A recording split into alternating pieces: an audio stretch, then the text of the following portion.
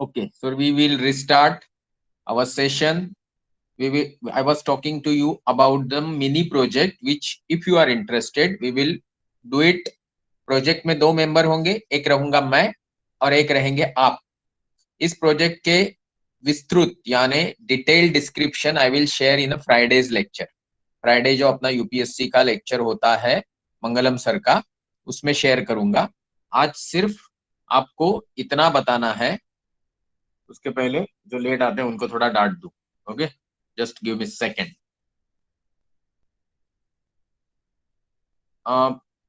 Prerna Patil, I am audible to you? Just put in chat box. Prerna Patil, if my voice is audible to you, put in a chat box that it is audible.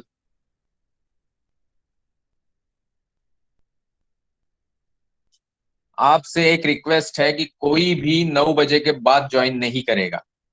आप UPSC के जैसे बड़ी exam का preparation चाहते हो, then you have to join 1 minute before 9.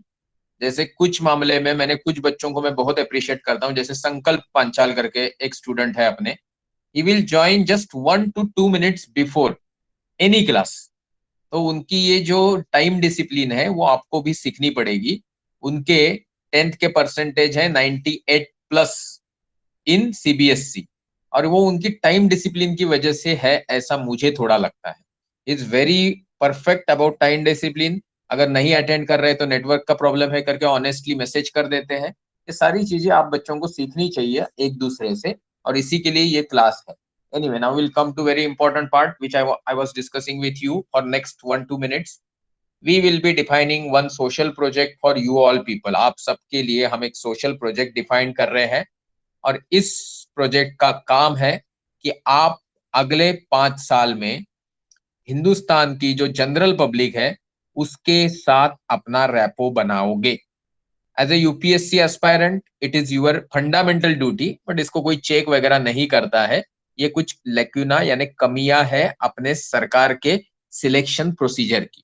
मैं इस procedure में ये समझता हूं कि जिसका जितना पब्लिक आउटरीच यानी पब्लिक के साथ, कॉमन मैन के साथ संपर्क रहेगा, बच्चों के साथ संपर्क रहेगा, युवाओं के साथ संपर्क रहेगा, वो उतना ही अच्छा रिस्पॉन्सिबल ऑफिसर बन सकता है.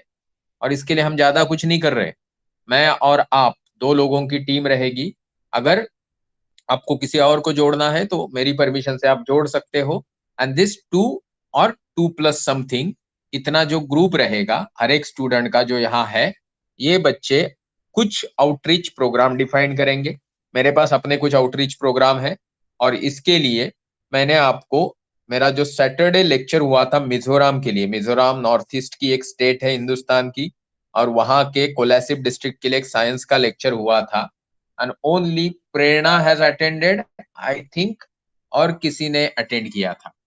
तो ये जो आपकी इस तरीके की इनसिंसियरिटी है कि आपको कुछ अच्छा सुनने मिल रहा है, कुछ पढ़ने मिल रहा है, और आप लोग उसको इंटरेस्ट नहीं लेते हो, तो ये थोड़ी गलत बात है. तो इस तरीके के लेक्चर्स या इस तरीके के काम मैं करता हूं मेरे पर्सनल इंटरेस्ट के तौर पे. इसमें मैं आपको सम्मिलित करना चाहता हूं जिनका इंटरेस्ट है कि सर मुझे घंटे में, हफ्ते में नहीं, महीने में भी नहीं, आप इवन साल में भी एक 10-20 घंटा दे पाएंगे, तो भी आपको 5-6 साल में ये प्रोजेक्ट एक मैच्योर पब्लिक आउटरीच पर्सन बना देगा, एक रिसोर्स पर्सन बना देगा. तो ये 5-6 साल की तो कमिटमेंट है, क्योंकि आप अभी कुछ लोग 12th में है, कुछ लोग 9th में है, और कुछ लोग एफवाई में है. तो 5 साल में आप उस मकाम पे पहुंचोगे जब आपका यूपीएससी या इस तरीके की एग्जाम का इंटरव्यू रहेगा, या आपने 1-2 अटेम्प्ट दे चुके होंगे, सक्सेसफुल अनसक्सेसफुल, बट चाहिए वो पोजीशन या पोस्ट नहीं मिली थी. तो उसके लिए आपको जो फाइनल अटेम्प्ट के लिए you should be perfectly mature and well groomed citizen of India. और ये सोशल वर्क करते, अच्छा वाला सोशल वर्क करते वक्त लोग ऑटोमेटिकली अपनी पर्सनालिटी निखारते हैं, जिसका सबको फायदा मिलता है. तो if it is that way, तो आप सबको ये 10 बजे जब लेक्चर खत्म हो जाएगा तो मुझे पर्सनल मैसेज करना है कि sir I want to be part of such type of project, और इस प्रोजेक्ट में मैं हफ्ते के इतने घंटे दूंगा. आप 15 मिनट भी लिख सकते हो, 5 मिनट भी लिख सकते हो, 1 घंटा भी लिख सकते हो, और 1 घंटा या 2 घंटा, इससे ज्यादा समय आपसे लेना ही नहीं है, क्योंकि आपका वो सोशल प्रोजेक्ट है जो आपका 5 साल चलेगा या जिंदगी भर चलेगा अगर आपको पसंद है तो। बट इसका मतलब ये नहीं कि आप उसी में टाइम पास करते रहोगे। आप अपना जो अहम उद्देश्य है उसको निभाओगे, एंड ये जो साइड लाइन एक्टिविटी है, इसको हफ्ते में 1 घंटा, 2 घंटा या डेली 15 मिनट, इस तरीके से आप करना चाहते हो, तो मुझे उस तरीके से आपको यस, आई एम इंटरेस्टेड, और दूसरा, इतना समय मैं हफ्ते में देना चाहता हूँ, इस तरीके का मैसेज 10 बजे के बाद, लेक्चर खत्म होने के बाद आप देंगे। तो अगली बार अगर ज्यादा लोग उस तरीके से मैसेज करेंगे तो आपकी क्लास के लिए वो लेक्चर रखूंगा, नहीं तो सेपरेटली वो जो 2-3 लोग रह गए उनसे बात कर लूंगा। So now we will close here. Shankar sir will continue with his topic. मैं सबसे पर्सनली बात किया है, एवरीबडी इज सेइंग कि सर बहुत अच्छे से चल रहा है लेक्चर, बड़े लोग भी यही बात कर रहे हैं, छोटे लोगों को तो मजा ही आ रहा है, क्योंकि एप्टीट्यूड वगैरह का आपका प्रैक्टिस, आप जो यंग बच्चे हो उनको बहुत मजा देता है। But it doesn't mean that you will not पे द फीस। जिन्होंने फीस नहीं दी है उनको मालूम है कि बाहर 6 लाख रुपया है, तो इधर आपको सिर्फ गिन के 29,000 देने हैं, और वो कुछ ज्यादा अमाउंट नहीं होती है, तो उसके लिए 10 बार मुझे आपसे इस टॉपिक पे बात करने के लिए छेड़िए मत। Okay, please continue Shankar sir. Thank you very much and extremely sorry for taking your valuable time. Thank you, bye bye. Okay, sir. Thank you. So we will start our topic directly. Now I am sharing my screen. Please everyone let me know whether my screen is visible to you or not. Okay, it must be visible now. Is it? Okay. So today's our topic is permutations and combinations. Okay. So permutation और combination पे minimum 2 या फिर 3 questions आते हैं हर एक UPSC के exam में। मतलब हर साल 2 से लेके 3 क्वेश्चंस परम्यूटेशन और कॉम्बिनेशन पे आते हैं, और ये जो क्वेश्चन रहते हैं ये बहुत ही इजी लेवल के क्वेश्चन रहते हैं। जैसे कि मैंने आपको बताया है कि यूपीएससी का सीसेट जो है वो बहुत ही बेसिक लेवल का रहता है, ठीक है। सो परम्यूटेशन और कॉम्बिनेशन में अगर हम डीप जाना चाहे तो हम बहुत कुछ जा सकते हैं, बहुत कुछ सीख सकते हैं। लेकिन आज का जो लेक्चर रहेगा that will be solely focusing on UPSC exam. मतलब कि इसमें किस तरह के क्वेश्चंस आते हैं, यानी कि हम जो यूपीएससी में क्वेश्चंस आए हैं उनको ही डिस्कस करेंगे, ठीक है। So first of all, what does means by permutation. Permutation यानी क्या? परमुटेशन की सिंपल डेफिनेशन है the different arrangement of a given number of things by taking some और all at a time are called permutation. Okay, so इसमें क्या समझ में आया कि हमें क्या करना है? अरेंजमेंट करना है। अरेंजमेंट करना है, किसकी अरेंजमेंट करना है? कुछ चीजों की अरेंजमेंट करना है। जो जितनी हमें चीजें दी गई है सारी की सारी लेनी है, या फिर उनमें से कुछ चीजें लेनी है। ओके, नो, डेफिनेशन से तो कुछ भी समझ में नहीं आएगा, ठीक है। सो इसके क्वेश्चन किस तरह से फ्रेम होते हैं और इन क्वेश्चंस को आइडेंटिफाई कैसे करना है, यह जब हम क्वेश्चंस की प्रैक्टिस करेंगे तब हमको समझ में आ जाएगा। Okay, now permutations and combinations पढ़ने के लिए कुछ बेसिक चीजें हैं जो हमें मालूम होनी चाहिए। ओके, सो वो चीजें कौन सी है? So the first thing is factorial notation. और एक चीज मैं आपको बताना चाहूंगा कि आज का जो लेक्चर है that is solely based on permutations. Combinations जो है वो हम नेक्स्ट क्लास में देखेंगे। ओके, सो आज का लेक्चर सिर्फ परम्यूटेशन पर बेस्ड है। Now first thing that we should know before learning permutations is factorial notation. मतलब कि फैक्टोरियल नोटेशन क्या होता है? अभी कुछ लोग फर्स्ट ईयर सेकंड ईयर में है, कुछ लोग 11th 12th में है, तो उनको पता रहेगा कि फैक्टोरियल नोटेशन क्या होता है, ठीक है। लेकिन जो 9th स्टैंडर्ड के स्टूडेंट है, 8th स्टैंडर्ड के स्टूडेंट्स है, उनको फैक्टोरियल नोटेशन में भी पता नहीं होगा, ठीक है। सो आप लोग सब चैट बॉक्स में लिखिए कि फैक्टोरियल नोटेशन किसे किसे पता है। Just put yes in the chat box, everyone. और जिनको पता नहीं है वो लोग नो लिखिएगा। ओके, सो मुझे समझ में आएगा कि मुझे कितना एक्सप्लेन करना है। ओके, तनुश्री को नहीं पता है, बाकी लोग, सिर्फ 2 लोगों ने रिस्पॉन्स दिया है। ओके, भारू सिंह जी आपको भी नहीं पता है, नो प्रॉब्लम। राजवीर जी को भी नहीं पता है, राहुल जी को भी नहीं पता है। सो फैक्ट, ओके, मुक्ता को भी नहीं पता है। ओके, मतलब बहुत सारे लोगों को यहाँ पे पता नहीं है, no problem. Factorial notation is not not big deal. Okay, so let us suppose n is a positive integer, okay, and then n factorial. देखिए यहाँ पे मैंने जो सिंबल लिखा है ना, एक्सक्लेमेटरी मार्क, n के बाद में मैंने एक एक्सक्लेमेटरी मार्क दिया है, जिसे कि हम मराठी में उद्गारवाचक चिन्ह कहते हैं, बराबर। सो इसको हम कहेंगे n फैक्टोरियल। ओके, इसको हम किस किस तरह से पढ़ेंगे, n फैक्टोरियल को n फैक्टोरियल की तरह से पढ़ेंगे। और इसको डिफाइन कैसे किया जाता है, n factorial can be defined as n n minus 1 multiplied by n minus 2 and so on up to 3 multiplied by 2 multiplied by 1।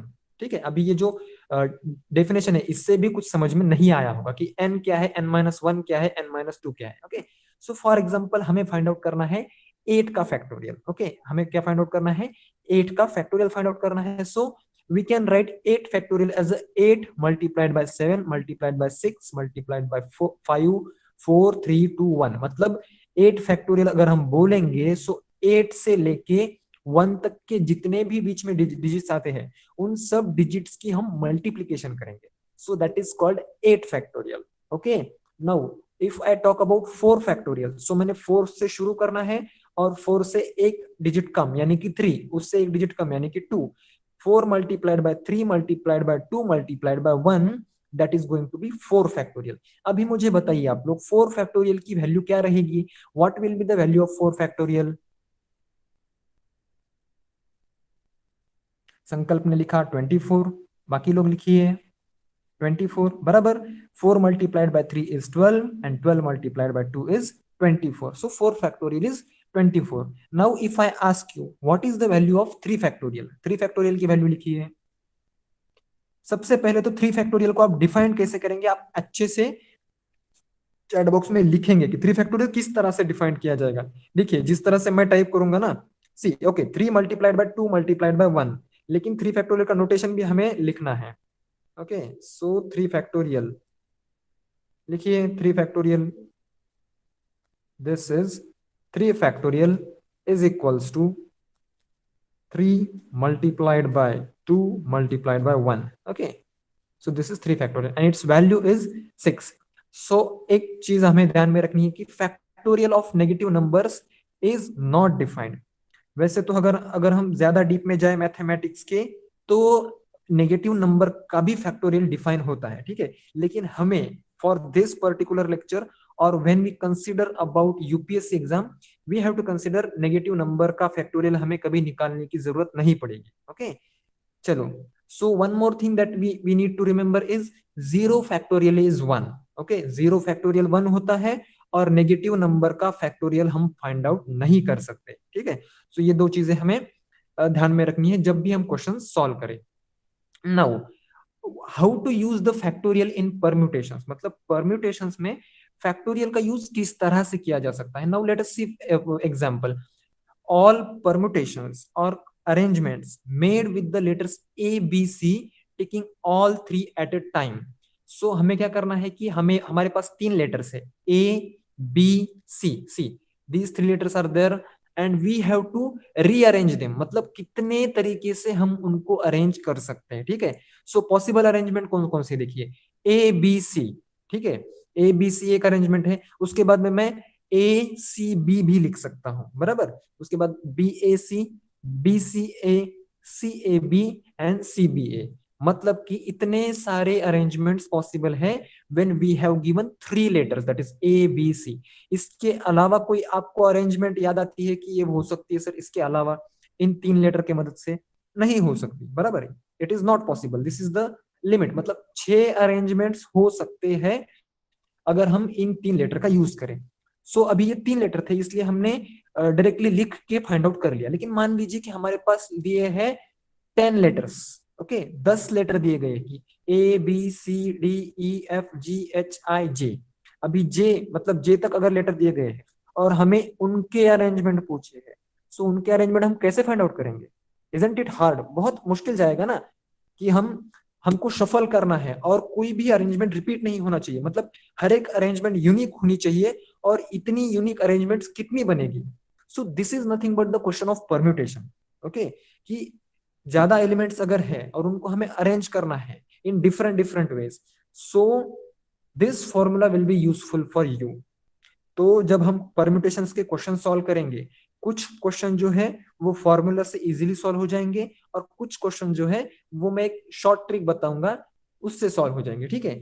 ऐसा कोई भी क्वेश्चन नहीं रहेगा जो कि या तो फॉर्मूला से या फिर वो शॉर्ट ट्रिक से सॉल्व नहीं होगा। हो सकता है कि कोई क्वेश्चन फॉर्मूला से ना सॉल्व हो, शॉर्ट ट्रिक से सॉल्व हो, लेकिन दोनों में से एक मेथड से आपका हर एक क्वेश्चन सॉल्व हो जाएगा, that is for sure. Okay, now what is the value of n, what is p, and what is r in this formula? Okay, so p is the representative of permutation. Okay, p is the representative of permutation, and when we will learn combination, then instead of p here will be c. Okay, p की जगह पे c होगा। और what is n and r? so n is total given numbers, मतलब number of elements. देखिए यहाँ पे हमें टोटल एलिमेंट्स कितने दिए हैं, ए बी एंड सी, मतलब हमें तीन एलिमेंट्स दिए गए हैं, बराबर, ए बी और सी दिए गए हैं। So total number of elements n is equals to 3, यहाँ पे मैंने लिख दिया। ओके, नाउ आर क्या है, आर मतलब कि उन्होंने पूछा है कि हमें तीन में से कितने लेटर लेने हैं और उनकी अरेंजमेंट करनी है। मतलब सी सी उन्होंने क्या बोला है क्वेश्चन में, taking all three eight a time, मतलब तीनों लेने हैं एक साथ। सो आर की वैल्यू जो है वो तीन रहेगी, ठीक है। आर की वैल्यू चेंज हो सकती है, और एक बात हमें हमेशा याद रखनी है कि आर की वैल्यू जो है वो एन की वैल्यू से कभी भी बड़ी नहीं हो सकती, इक्वल हो सकती है। इस केस में इक्वल है, एन की वैल्यू भी और आर की वैल्यू भी इक्वल है, लेकिन आर की वैल्यू कभी भी बड़ी नहीं होगी एन से, ठीक है। so n is going to be the bigger one, and the r is going to be the smaller one, or if both are equal then there is the no point in differentiating them. okay, so see मैंने रख दिया, और npr का formula है n factorial divided by n minus r factorial. Okay, so 3p3 मैंने लिख दिया, n की जगह पे रख दिया 3 फैक्टोरियल, और n की जगह पे यहाँ पे फिर से 3, r की जगह पे 3, 3 minus 3 becomes 0 factorial, isn't it, और 0 फैक्टोरियल इज 1, बराबर। सो मेरे इस परम्यूटेशन की वैल्यू आई 6, मतलब कि मैंने अरेंजमेंट करके भी देख लिया और मैंने फॉर्मूला में वो वैल्यू डाल के भी देख लिया। सो मेरा आंसर 6 ही आ रहा है, मतलब 6 अलग अलग टाइप के अरेंजमेंट बन सकते हैं, यहाँ पे आप देख सकते हैं। Okay, now let us suppose I give you 4 letters. okay, A B C D, 4 letter दिए गए हैं, और मैंने आपको बोला कि इनमें से कोई भी आप 2 लेटर लीजिए और नंबर ऑफ पॉसिबल अरेंजमेंट्स कितने हो सकते हैं वो बताइए। सो आपको ये फाइंड आउट नहीं करना है, आपको सिर्फ इतना बताना है कि एन की वैल्यू क्या है और आर की वैल्यू क्या है। I repeat the question, I have given you letters A B C D. Okay, और मैंने बोला है कि आपको इनमें से कोई भी 2 लेटर उठा के, मतलब 2 लेटर का वर्ड फॉर्म करना है। सो कितने अरेंजमेंट हो सकते हैं। So what is the value of n, what is the value of r. समझ में आया तो वैल्यू लिखिए, नहीं समझ में आया तो आप डिडंट अंडरस्टैंड ऐसे लिख सकते हैं।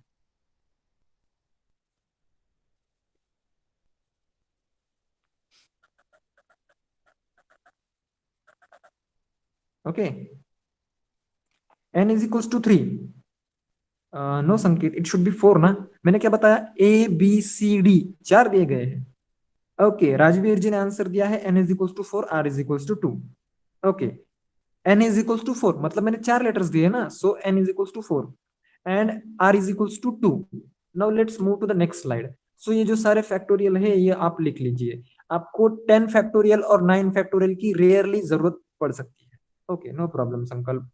सो 9 फैक्टोरियल और 10 फैक्टोरियल की आपको रेयरली जरूरत पड़ सकती है, मोस्टली इसकी जरूरत आपको नहीं पड़ेगी, लेकिन 8 तक के या फिर मिनिमम 7 तक के फैक्टोरियल जो है आपने याद कर लेने चाहिए, या फिर आप इसको फाइंड आउट भी कर सकते हैं, लेकिन उसको फाइंड आउट करने में आप थोड़ा सा टाइम वेस्ट कर सकते हैं। और जब हम कॉम्पिटेटिव एग्जाम की बात करते हैं तो क्वेश्चंस जो है वो इजी रहते हैं, लेकिन we always talk about time, मतलब टाइम की प्रॉब्लम रहती है। So it is it is better to remember this factorials at least till 7 factorial तक, ठीक है। सो इसका स्क्रीनशॉट निकाल लीजिए या फिर जल्दी से लिख लीजिए, और मैं अगली स्लाइड पे मूव करूंगा।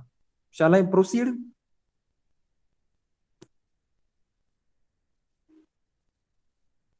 Okay, good. So the first question is example 1, 20 factorial divided by 18 factorial। इसकी वैल्यू जल्दी से फाइंड आउट करके मुझे बताइए। Can you find out? Can you find out? नहीं फाइंड आउट कर सकते, ठीक है। सो पहला क्वेश्चन है, इसलिए मैं आपको वैल्यू फाइंड आउट करने में मदद करूंगा। ओके, सी 20 फैक्टोरियल लिख दिया मैंने, मेरा स्क्रीन आपको विजिबल है, और 18 फैक्टोरियल। सो अभी इसको कैसे सॉल्व करना है, देखिए। ओके, संकल्प ने वैल्यू दिया है 380 और प्रेरणा ने भी वैल्यू लिखी है 380, ठीक है। सो देखिए, हम फैक्टोरियल को इस तरह से लिख सकते हैं, 20 मल्टीप्लाइड बाय 19 मल्टीप्लाइड बाय 18, ठीक है। 20 फैक्टोरियल को मैंने इस तरह से लिख दिया, ये 18 फैक्टोरियल है, समझ में आया। और इसको मैंने 18 फैक्टोरियल एज इट इज रख दिया। ओके, यहां तक सबको समझ में आया? प्लीज कंफर्म कि मैंने 20 फैक्टोरियल को एक्सपैंड कर लिया। ओके, एवरीवन एवरीवन, जिनको समझ नहीं आया वो नो लिख सकते हैं, नो इश्यू, क्योंकि ये समझना बहुत जरूरी है।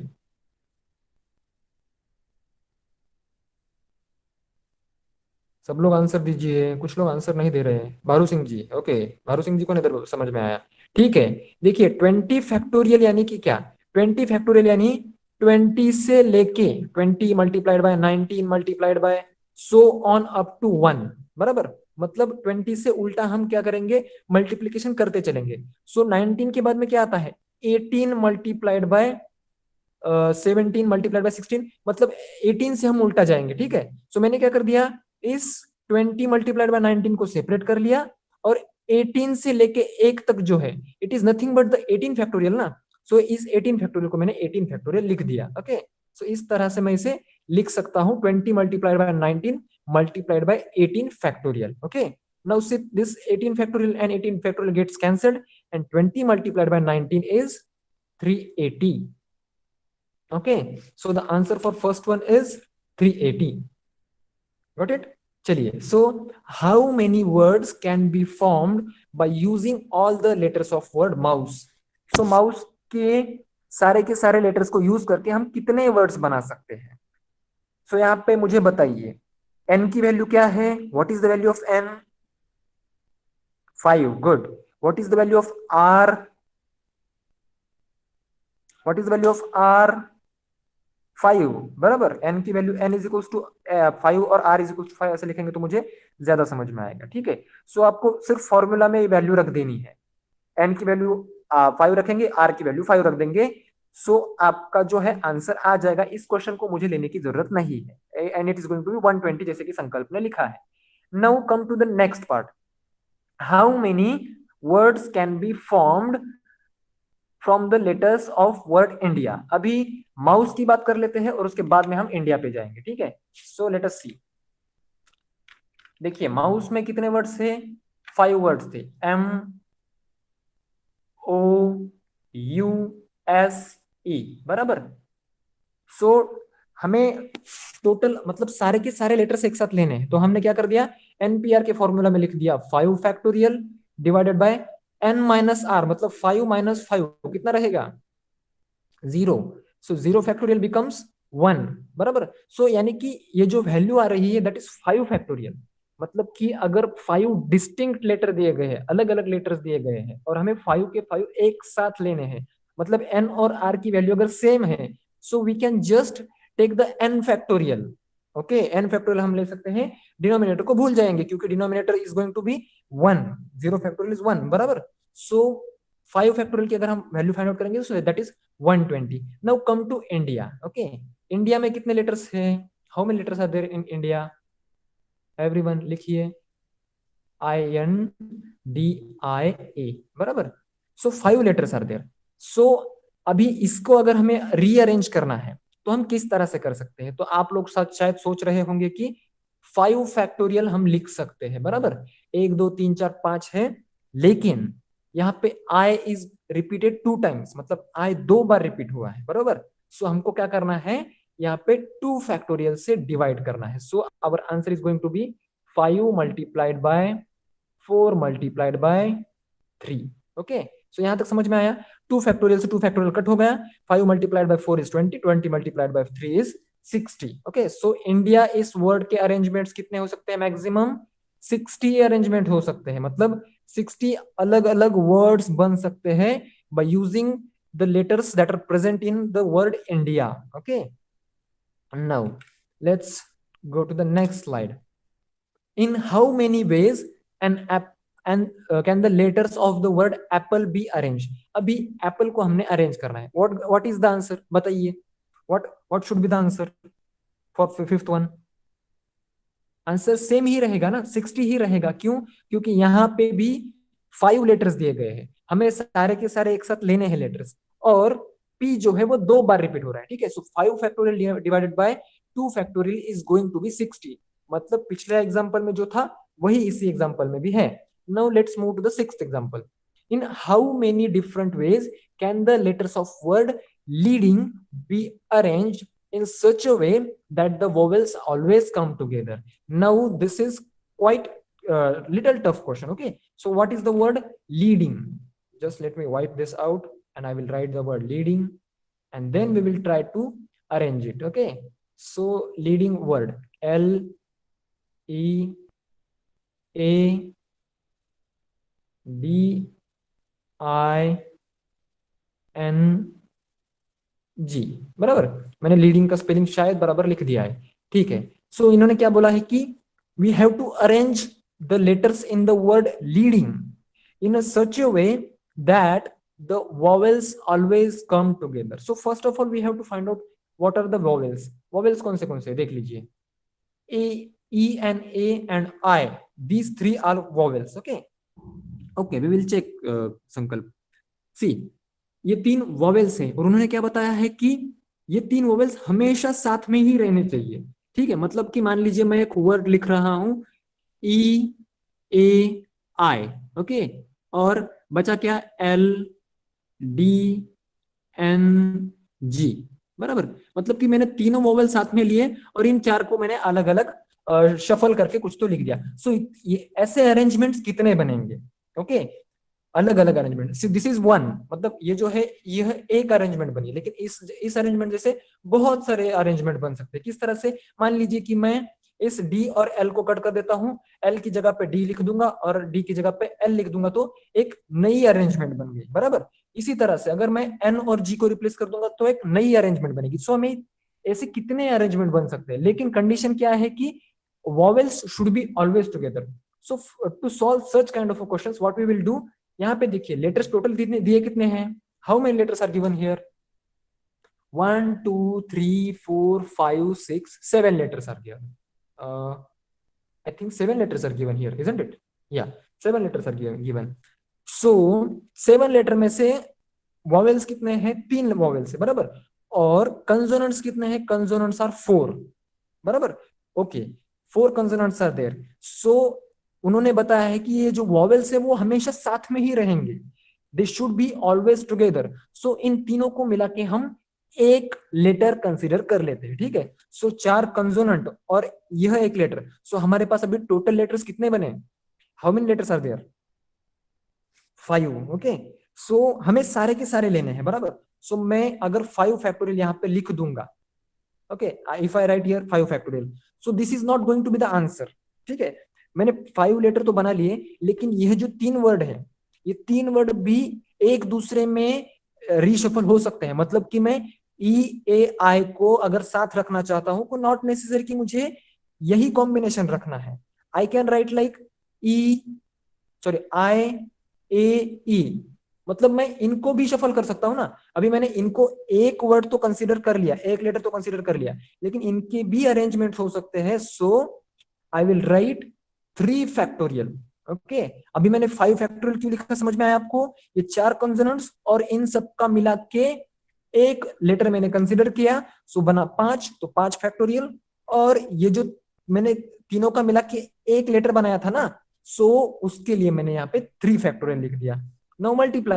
5 factorial is 120, I think, and 3 factorial is 6. So answer is going to be 720. Okay, so C. Okay, yeah. So 720 is the answer. For this question, 720 is the answer. I hope everybody has understood this. Please type in the chat box.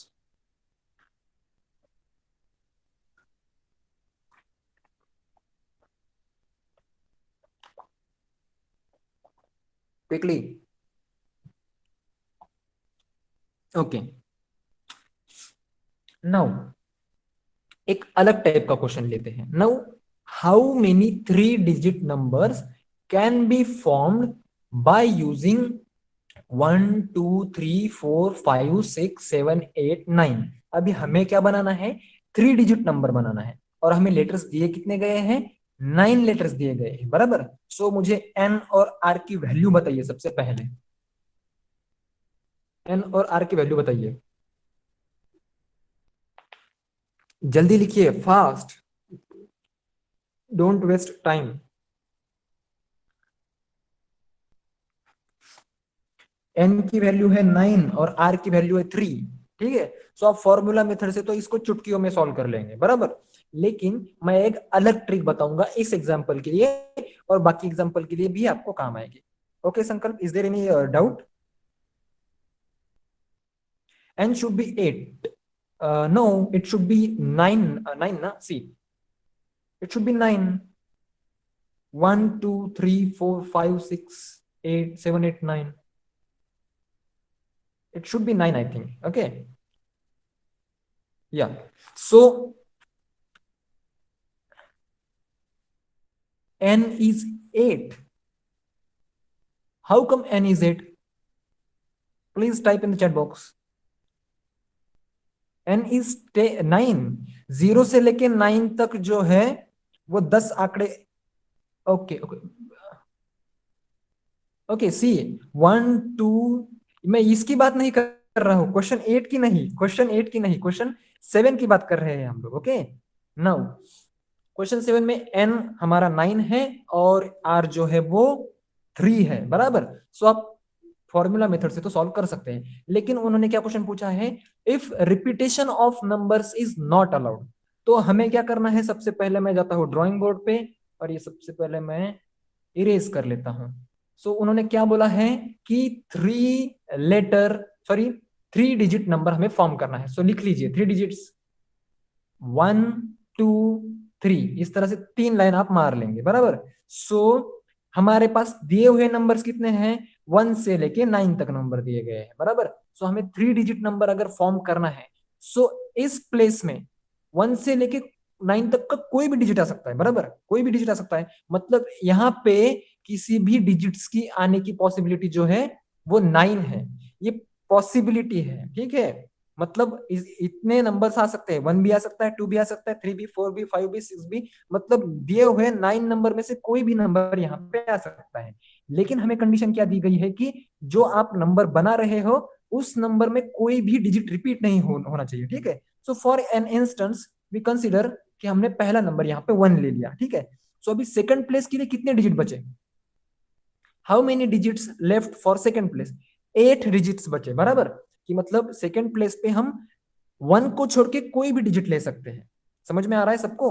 देखिए मतलब कि मैं यहाँ पे possibility of numbers कि कितने number यहाँ पे आ सकते हैं, 1 को छोड़ के, मतलब 2 से लेके 9 तक 8 नंबर में से कोई भी नंबर यहाँ पे आ सकता है। For instance I right it here 2, ठीक है। Now for the third place, third place के लिए कितने बचे बताइए, 1 चला गया, 2 चला गया, सो 7 बचेगा, ठीक है, 7 बचेगा। सो इन तीनों की मल्टीप्लीकेशन कर दीजिए, इन तीनों की मल्टीप्लीकेशन कर देंगे तो वो आएगी आई थिंक 504, बराबर। सो 504, सो फॉर द, तो देखो ए के लिए जो आंसर है फॉर ए इट इज 504, ठीक है। Now we will find for the B. So अभी बी वाला जो है, बी वाला शायद फॉर्मूला मेथड से सॉल्व करना थोड़ा सा प्रॉब्लमेटिक हो सकता है, ठीक है। नाउ इस ये जो ट्रिक है इससे बी वाला सॉल्व करना बहुत इजी है। किस तरह से, देखिए अभी फर्स्ट प्लेस पे कितने लेटर्स आ सकते हैं बताइए, how many letters can come here, possibility 9 letters can come here, बराबर। सो अभी रिपीटेशन अलाउड है, मतलब अगर यदि मैंने यहाँ पे 1 भी लिख दिया तो मैं यहाँ पे 1 भी लिख सकता हूँ, 2 भी, मतलब मैं 9 में से कोई भी डिजिट यहाँ पे लिख सकता हूँ, बराबर। सो यहाँ पे भी पॉसिबिलिटी 9 नंबर्स की ही है। Now for the third slot also 9 number में से कोई भी एक नंबर आ सकता है, मतलब मेरा जो नंबर है वो 111 हो सकता है, 111 या फिर 999, कोई भी हो सकता है। So what we will do, 9 multiplied by 9 multiplied by 9 अगर करेंगे सो हमारा आंसर आ जाएगा 729। So option B is correct.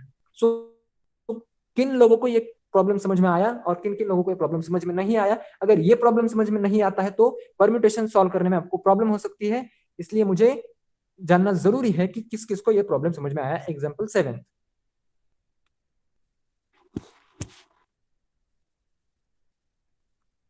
Okay, 3-4 लोग ही आंसर दे रहे हैं। तनुश्री, संदीप वारगेसर, प्रेरणा पटेल एंड संकल्प। बाकी लोग भी तो है क्लास में सब। राजवीर जी, ओके।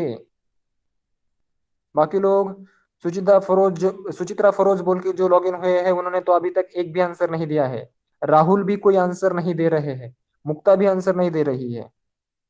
मारू सिंह जी, सबसे आंसर एक्सपेक्टेड है। If there is any problem please let me know. नहीं तो हम भाग रहे हैं और आपको कुछ समझ में नहीं आ रहा है, ऐसा नहीं होना चाहिए। जल्दी बताइए। Please repeat a for once. Okay Bharu Singh जी, देखिए ठीक है, रिपीट कर दूंगा मैं। चलिए ठीक है, कोई प्रॉब्लम नहीं। ए रिपीट करने से अच्छा है कि हम एग्जांपल 8 ले लें और उसको सॉल्व करते करते आपके जो डाउट्स है वो क्लियर हो जाएंगे। सिमिलर प्रॉब्लम है लेकिन थोड़ा सा इसमें चेंज है। Okay, so specially for Rajveer ji and Bharu Singh जी, आपके लिए 8th एग्जाम्पल है, आप ध्यान दीजिए। राहुल, आपने अभी तक रिस्पॉन्स नहीं दिया है। You have to respond in the chat box. Okay, now how many 4 digit numbers can be form by using 0 1 2 3 4 5 6 7? So यहाँ पे 7 नंबर्स दिए गए हैं, 8 नंबर्स दिए गए हैं, सॉरी अभी 8 है। सो टोटल नंबर्स कितने हैं? 8 है। हमें कितने डिजिट का नंबर बनाना है? 4 डिजिट का नंबर बनाना है। 4 नंबर के डिजिट के कितने कॉम्बिनेशंस बन सकते हैं? एक एक नंबर नहीं बनाना है। We have to find out how many combinations we can make. यहाँ पे मैं कॉम्बिनेशन बोल रहा हूँ लेकिन एक्चुअल में ये अरेंजमेंट है, so we call it as a permutation. Okay, थोड़ा सा कंफ्यूजन हो सकता है परम्यूटेशन और कॉम्बिनेशन में, लेकिन प्रॉब्लम समझ के आप समझ जाओगे कि ये परम्यूटेशन का है फिर कॉम्बिनेशन का। ठीक है, so first part, A part is if repetition of numbers is not allowed. So देखिए, मैं यहाँ पे ड्राइंग बोर्ड पे आ गया। सो हमें कितने डिजिट के नंबर्स फॉर्म करने हैं? 4 डिजिट्स के। सो मुझे बताइए कितने लाइंस में यहाँ पे ड्रॉ करूंगा? 1 2 3 और 4। अभी राजवीर जी और भारू सिंह जी 4 लाइंस क्यों ड्रॉ किए, समझ में आया? ओके, राहुल ने भी अभी आंसर दे दिया, वेरी गुड। 4 लाइंस मैंने क्यों ड्रॉ किए, समझ में आया आपको? राजवीर जी और भारू सिंह जी, क्योंकि हमें 4 डिजिट के नंबर्स के कॉम्बिनेशन कितने हो सकते हैं फॉर्म करना है, फाइंड आउट करना है। ठीक है, सो हमें नंबर दिए कौन से गए हैं?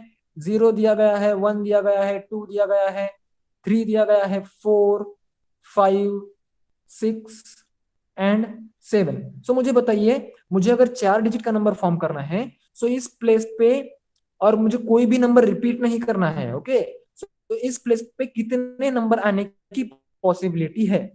How many numbers can be here? बताइए। ओके, तनुश्री ने बताया 7। ओके, तनुश्री ने आंसर चेंज कर दिया 8। ओके, भारू सिंह जी ने भी 8, संदीप, संकल्प ने भी 8, वेरी गुड। प्रेरणा ने भी 8। अरे भाई, यहाँ पे 0 दिया गया है, सो हम 0 को फर्स्ट प्लेस में अगर लेंगे तो 3 डिजिट नंबर बन जाएगा। मतलब कि हमारे पास सिर्फ 7 पॉसिबिलिटीज है, बराबर। 1 से लेके 7 तक का आप नंबर ले सकते हो फॉर फर्स्ट प्लेस। आप इस बात को समझ रहे हैं? You can not put 0 in to the first place.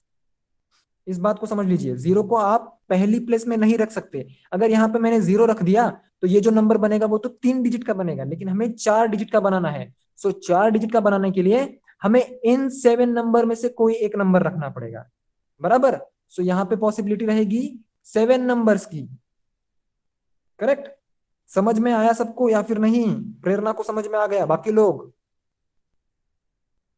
Okay good. C, now यहाँ पे इन 7 नंबर में से कोई एक नंबर चला गया। अभी सेकंड प्लेस की बात करते हैं। यहाँ पे कितने आ सकते हैं नंबर्स? 7 नंबर में से मान लीजिए हमने यहाँ पे 7 ही लिख दिया, तो यहाँ पे भी 6 नहीं आएंगे राहुल, यहाँ पे 7 ही आएंगे, क्योंकि ये 7 तो चला गया। लेकिन मैं यहाँ पे इस 0 को ऐड कर दूंगा, क्योंकि मैं यहाँ पे 0 लिख सकता हूँ ना। सो अगर ये 7 चला भी जाता है तो 1 2 3 4 5 6 7, यानी कि 7 नंबर्स मेरे पास अभी भी अवेलेबल है। सो मैं यहाँ पे 7 लिख दूंगा। ठीक है, सो मान लीजिए कि मैंने यहाँ पे 6 लिख दिया, बराबर। सो मेरा 6 भी चला गया, तो अभी कितने नंबर्स बचे? 5 नंबर्स बचे, सॉरी 6 नंबर्स बचे, बराबर। 1 2 3 4 5 6, मतलब मैं 6 में से कोई भी एक नंबर यहाँ पे लिख सकता हूँ और यहाँ पे 5 नंबर में से कोई भी एक नंबर यहाँ पे लिख सकता हूँ। सो अगर आप इनको मल्टीप्लाई करेंगे सो आपको आंसर मिल जाएगा फॉर द पार्ट ए। समझ में आया? सब लोग ऑनेस्टली जल्दी से लिखिए चैट बॉक्स में।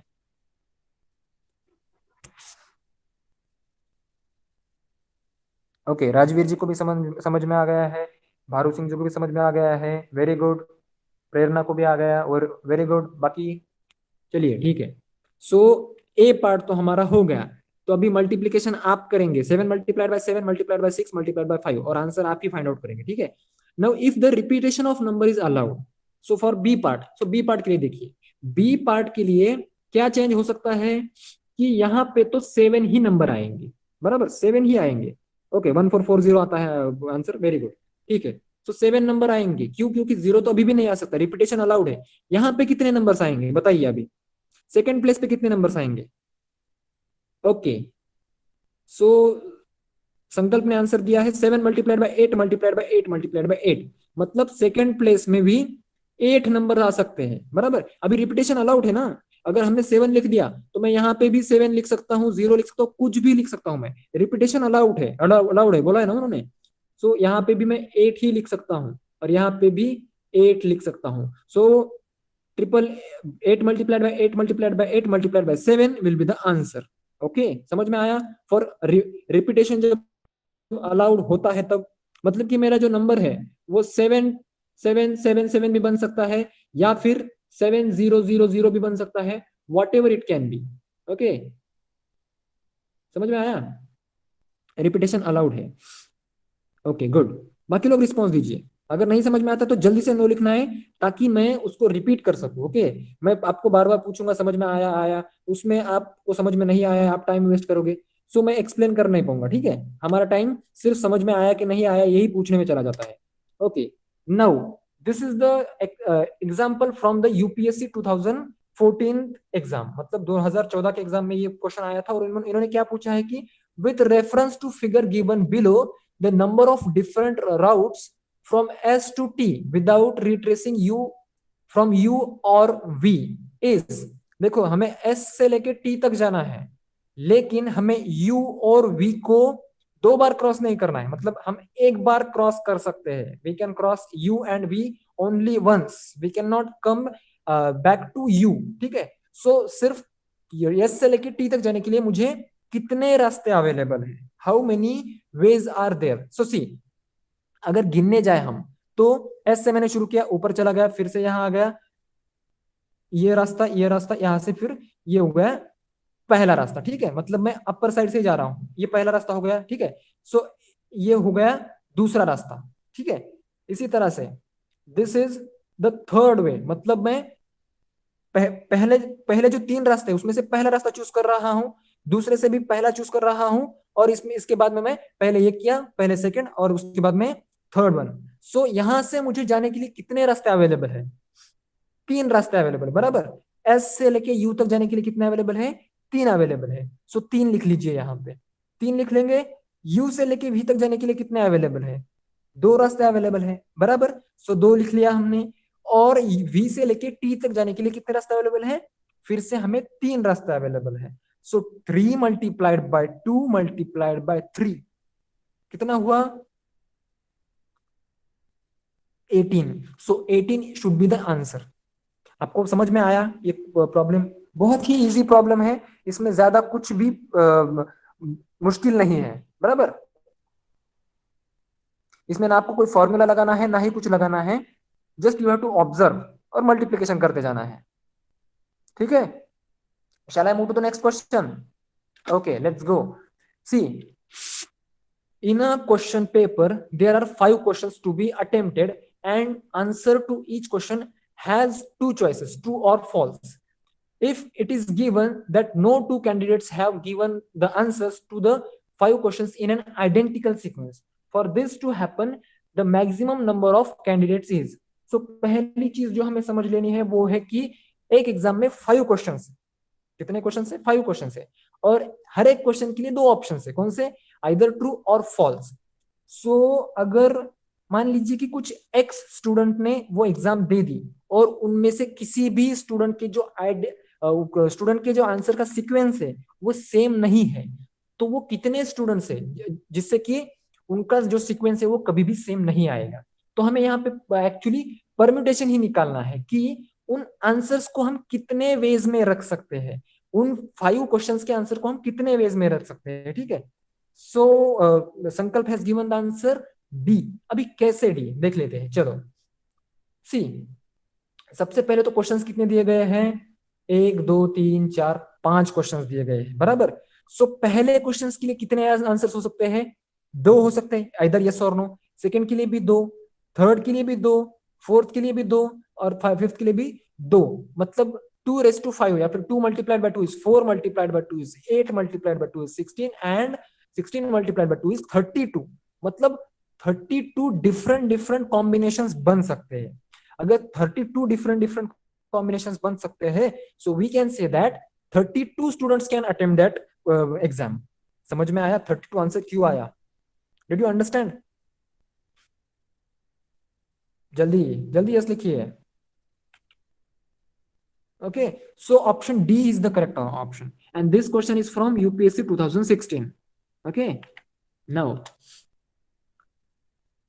if 2 boys and 2 girls are to be arranged in a row so that the girls are not next to each other, how many possible arrangements are there? यह क्वेश्चन है UPSC 2017 का। मतलब 2 girls है और 2 boys है, और condition क्या है कि हमें उन्हें एक रो में अरेंज करना है, और इस तरह से अरेंज करना है कि कोई भी 2 girls should never be next to each other. मतलब एक के बाद दूसरी गर्ल नहीं होनी चाहिए। ठीक है, सो ये किस तरह से हम फाइंड आउट कर सकते हैं, चलिए।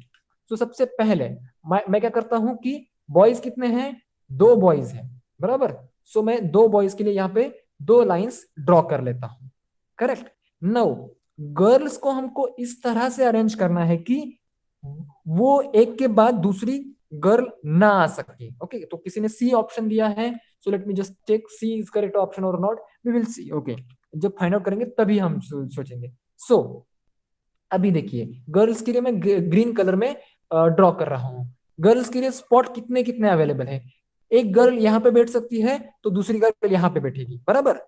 और अगर first girl sits here then the second girl can sit here also. मतलब गर्ल्स के लिए स्पॉट कितने बचे हैं, how many spots are there for girl, how many spots are there, 3 spots are there. लेकिन बॉयज के लिए कितने स्पॉट्स है, 2 स्पॉट्स ही है, बराबर। बॉयज के लिए 2 स्पॉट्स है। तो अभी परम्यूटेशन निकालिए फॉर 3, मतलब 3 स्पॉट्स में हमें 2 गर्ल्स को अरेंज करना है। So n is going to be 3 and r is going to be 2। So what will be the answer, answer will be 3, बराबर। 3 factorial divided by n minus r, r है 2। सो are 2 क्यों है, क्योंकि हमारे पास girls 2 ही है लेकिन स्पॉट्स 3 है। सो बड़ा जो रहता है वो n रहता है, छोटा जो रहता है वो r रहता है, r की वैल्यू रहेगी 2। So 3 factorial divide by n minus r, मतलब कि 3 माइनस 2 यानी कि 1 factorial. So 3 multiplied by 2 will be there, बराबर। सो 6, बराबर। So sorry 3 multiplied by 2। So girls के लिए जो हमने फैक्टोरियल फाइंड आउट किया वो आया 6, बराबर। और अभी बॉयज 2 है, स्पॉट्स भी 2 है, तो कितना आएगा 2 factorial, that is nothing but 2। So 2 multiplied by 3 is 6 and multiplied by 2 is 12। सो समझ में आया दिस क्वेश्चन का आंसर, ये क्वेश्चन का आंसर समझ में आया कि 12 कैसे आया, एवरीबॉडी? ओके गुड, ठीक है। ये क्वेश्चन जो है यूपीएससी 2017 में पूछा गया है। Now this is our last question, this is our last question for today's class कि for a sports meet a winners stand comprising 3 wooden blocks is in following forms। so हमने ये देखा है कि जो फर्स्ट आता है वो सबसे ऊंचा खड़ा रहता है, सेकंड वाला उससे थोड़ा सा नीचे और थर्ड वाला सबसे नीचे इस पायदान पे खड़ा रहता है। ठीक है, so अभी हमें इसका करना क्या है, there are 6 different colors available to choose from, and each of the 3 wooden blocks is to be painted such that no 2 of them has the same color. In how many different ways can the winner stand to be painted, stand be painted, ठीक है। सो हमारे पास colours कितने हैं, how many colours are there, 6 colours are there, बराबर। और हमें पेंट कितने कितने इस पे करना है, 3 इस पे करना है, बराबर। सो एन की वैल्यू क्या है, what is the value of N, okay 120 is answer correct. N की value what is the value of N, जो बड़ी रहेगी वो एन की वैल्यू रहेगी, एन की वैल्यू 6 रहेगी, बराबर। और आर की वैल्यू रहेगी 3। सो अभी हमें एन की वैल्यू मिल गई, आर की वैल्यू मिल गई। Now let's come to the drawing board and solve the permutation by using formula method, ठीक है। देखिए फॉर्मूला क्या है हमारा, एन फैक्टोरियल, एन फैक्टोरियल यानी 6 फैक्टोरियल, 6 फैक्टोरियल को मैं लिख सकता हूँ 5 multiplied by 4 multiplied bye, sorry 5, 6 multiplied by 5 multiplied by 4 multiplied by 3 multiplied by 2, और मैं 1 को लिखूं या फिर ना लिखूं कोई फर्क नहीं पड़ता है, बराबर। So N minus R factorial, N है 6, आर है 3, so 6 minus 3 is 3 factorial, that is 3 multiplied by 2 मैं लिख दूंगा, 1 में नहीं लिखूंगा, कोई फर्क नहीं पड़ता है, बराबर। नाउ ये 3 मल्टीप्लाई बाय 2 कैंसिल हुआ इस 3 मल्टीप्लाई बाय 2 से, बराबर। So 6 multiplied by 5 becomes 30 and 30 4s are 120, okay. So the answer for this question is 120। ये जो क्वेश्चन है ये पूछा गया है यूपीएससी 2018 में। सो 120 इज द आंसर। सो जैसे कि आपने देखा मैंने जो लास्ट 4 एग्जांपल्स थे वो मैंने उठाए थे यूपीएससी के एग्जाम पेपर से। सो आप लोग समझ सकते हैं कि इन क्वेश्चंस की क्या लेवल है, मतलब ज्यादा हार्ड लेवल की, डिफिकल्ट लेवल के क्वेश्चंस नहीं है, बराबर। सो अगर आपको कुछ बेसिक्स भी पता है परम्यूटेशन और कॉम्बिनेशन के लिए तो आप सारे क्वेश्चन सॉल्व कर पाएंगे परम्यूटेशंस के, क्योंकि बहुत ही इजी क्वेश्चंस रहते हैं, ठीक है। लेकिन फिर भी आपको ऐसा लगता है कि कोई क्वेश्चन आपके नजर में आता है कि सर ये क्वेश्चन पे मुझे इस क्वेश्चन पेपर में आया है और ये नहीं जम रहा है परम्यूटेशन का, ठीक है। सो दोनों मेथड से ट्राई कीजिए, पहले तो formula method, second one is the short tree that I given, okay, जो हम लाइन ड्रॉ करके करते हैं ना। सो उसमें से दोनों में से एक से तो आंसर आ ही जाएगा, लेकिन फिर भी नहीं आता है तो we will discuss in the next class, because the next class is of combinations, हम कॉम्बिनेशंस के क्वेश्चंस कुछ पढ़ेंगे, ठीक है। सो आई होप आप सब लोगों को ये जो हमने सीखा है आज के लेक्चर में वो सब कुछ समझ में आ गया है, बराबर। So particularly for 11 standard permutations और कॉम्बिनेशन जो है वो बहुत ही डीप में सिखाया जाता है, and that is necessary for that level for, but UPSC की या फिर कॉम्पिटिटिव एग्जाम की हम बात करें तो इतना ज्यादा डीप में नहीं पूछा जा सकता है, इसलिए हमने बहुत ही लाइट क्वेश्चंस ले लिए हैं, क्योंकि क्वेश्चंस ही लाइट पूछे जाते हैं जब एग्जाम में क्वेश्चन पूछे जाते हैं, ठीक है। So I hope you enjoy today's lecture and that's it from my side for today. And yes, we will see you in the next lecture. Until then, bye bye. Now everyone can leave the meeting. Bye bye, everyone.